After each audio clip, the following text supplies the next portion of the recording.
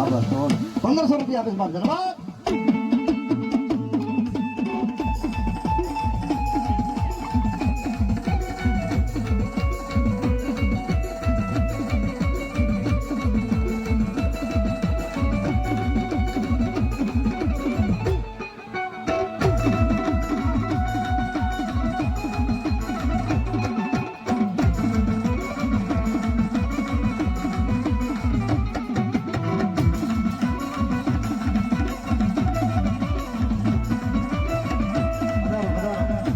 માતાજીના ખેડા મા બહુચરના ઉપાસકો વધાર્યા છે. આપણે જોરદાર તાળી બજાવીએ. આ દયારામ દાદા, આ બાપુ ભરતભાઈ શિવરામભાઈ જાની 100 રૂપિયા આપે.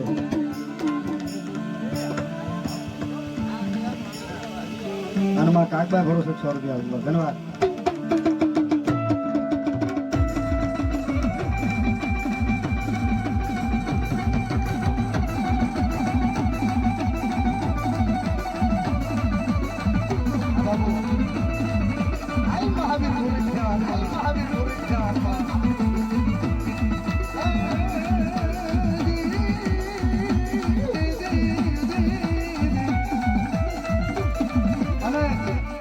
જાહેરાત કરી દઉં ભાઈ, આ વૃંદાવન ગૌશાળાના લાભાર્થી પ્રોગ્રામ ગોઠવવામાં આવ્યો છે.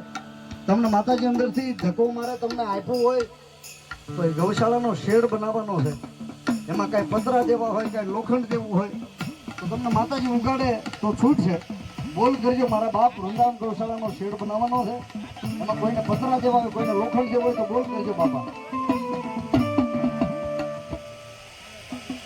હા, કેવી શેડ. ધન્યવાદ.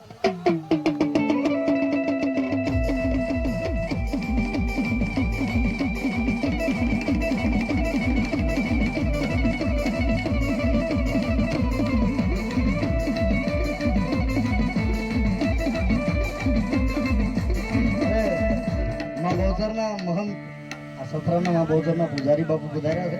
એકવાર જોરદાર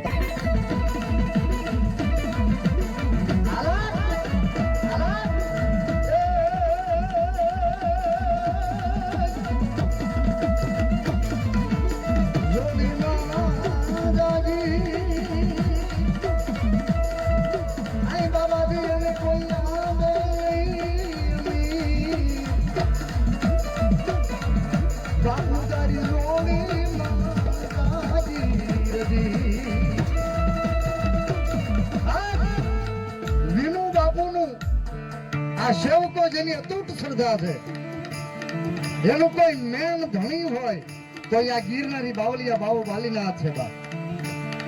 એની હાજરી થઈ. એના કંડિયાના બધા ડેરા છે. મહાની મેલડીમાં છે, કાળભૈરવ દાદા છે. આ બધા ડેરા એ બાપુના છે, ગિરનારી બાપુના, જ્યાં ભુવા ધૂણે વિનુ બાપુના ભાઈ બાવો બાલીનાથના આ બધા ડેરા છે મારા બા. બધાનું કામ કરે છે.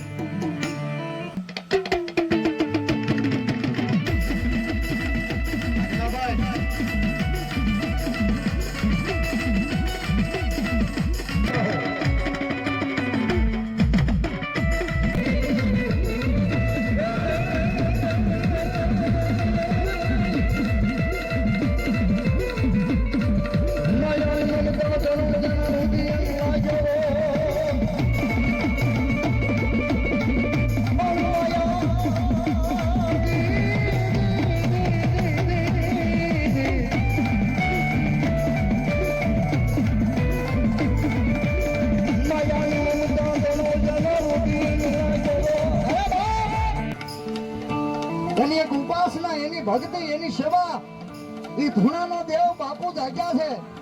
અને કોઈ અરજી કરી લો અને જો દુઃખ ભાંગીને ભૂકા ન કરે તો સથરાના પાદરમાં બેઠેલો જોગી નો જવાબ.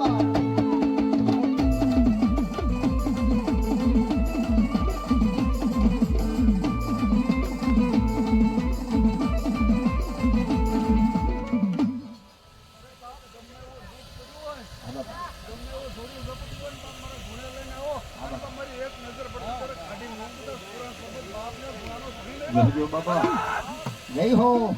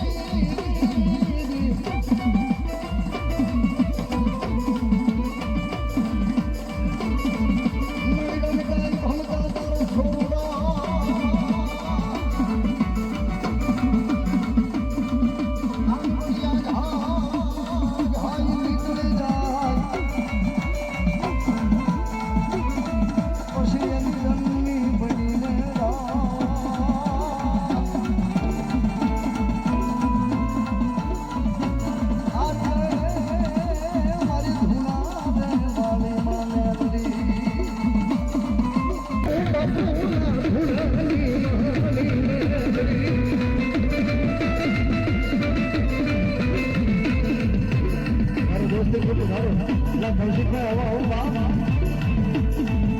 મેં તો લગ્ન પછી ખોવાઈ ગયા આ દોસ્તી મારો દોસ્તી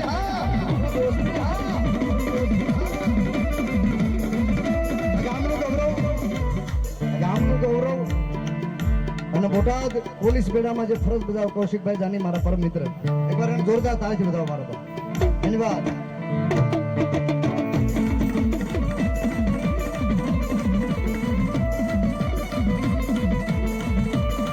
મારી ધુના રમેશભાઈ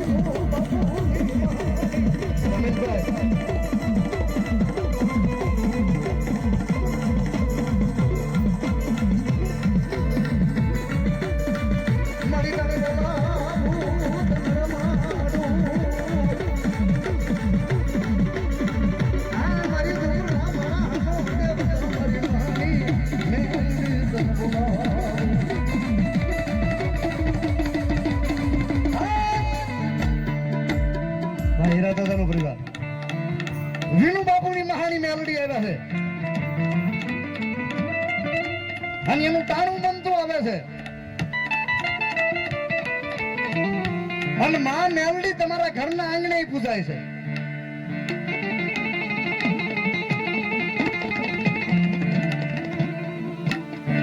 મામા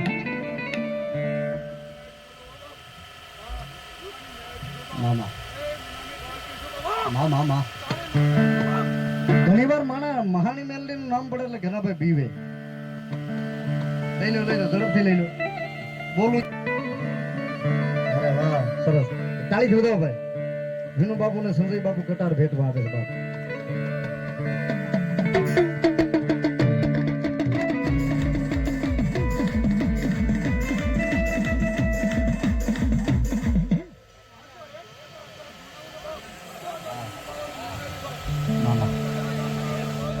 મામા હવે ઘડીક ચા મૂકી દેજો ભાઈ થોડી વાર ખાલી 200 રૂપિયા આપીને મારી કામરૂ દેશની પરમાર આ મણારના પરમારની કામરૂ દેશની માં મેલડીને વધાવે છે 40 વધાવ 200 રૂપિયા આપી હા વિનુ બાપુને એક કટાર ભેટમાં આપે છે સંજય બાપુ દાદા ધન્યવાદ ઘણી વાર મહાની મેલડીમાં નામ આવે એટલે માણસ બીવે બાપા નકર મેલડી તો ઉતા પોરના છે રામપરાના ભૂરિયા અને મહાનના મોરીએ બેઠા એ મેલડીમાં સુધા એવું છે કે સાધુ છે નહીં એવું નથી એ તો એકની એક છે તમારો કેવો ગુણ ભાવ છે એના પર બહુ મોટો આધાર છે બાપ પણ મહાનના મોરીએ એકથી મારે તમારે બધાને જવાનું છે 4 નાળિયેર વધારવાના છે મેલડી કે એકવાર મારા થઈ જાય that is not something everything is મારી અંધારિયા વર્ગની મેલડી એનું નામ કાફી છે અને આ વિનુ બાપુ એનું ભજન કર્યું છે એ સોમનાથ મહાદેવના મંદિરે ધૂણામાં એ બાપુની હારે મારી મહાની મેલડી બેઠા છે અને કોઈ ટકોરો કરે અને કોઈ બૂંબે બેઠી ન થાય તો મારી વિનુ બાપુની મહાની મેલડી ન કહેવાય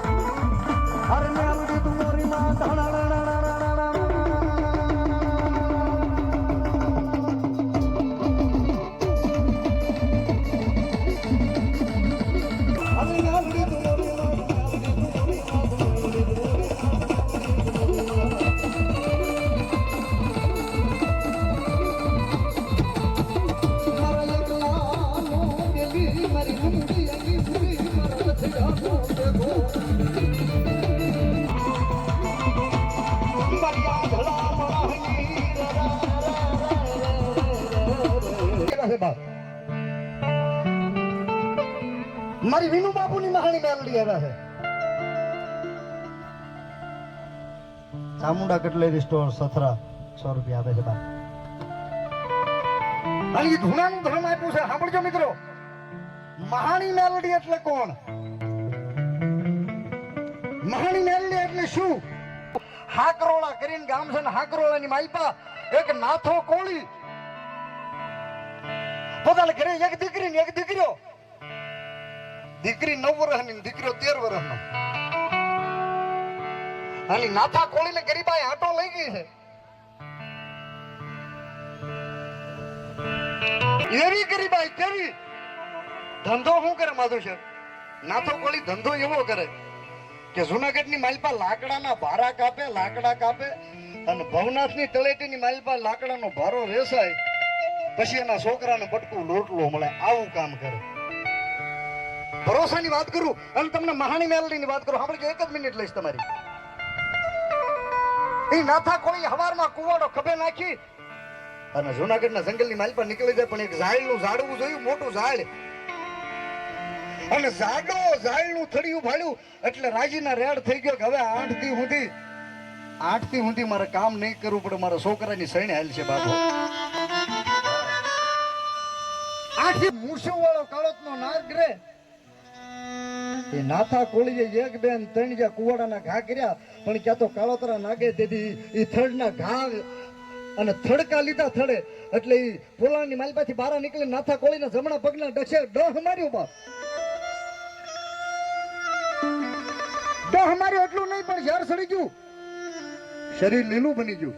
અને નાથા કોળીને એમ થયું કે મારો જીવ નીકળી જાય એ પહેલા મારી અંતિમ ઈચ્છા, અને માણસની અંતિમ ઈચ્છા આ જ હોય, માણસની અંતિમ ઈચ્છા આ જ હોય કે મારો જીવ નીકળી જાય એ પહેલા એકવાર માના નાના છોકરા દીકરીઓનું મોઢું જોઈ લઉં, પછી ભલે મરી જાવ.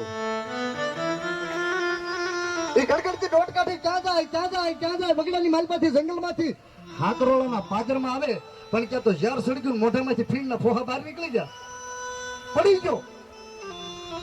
ગામના સોરે બેઠેલા વડીલોએ વજુભાઈ સરપંચ એમ કીધું બોલો નાથો પડી ગયો ભાઈ, કાંઈક લાગે છે, હાલો તો.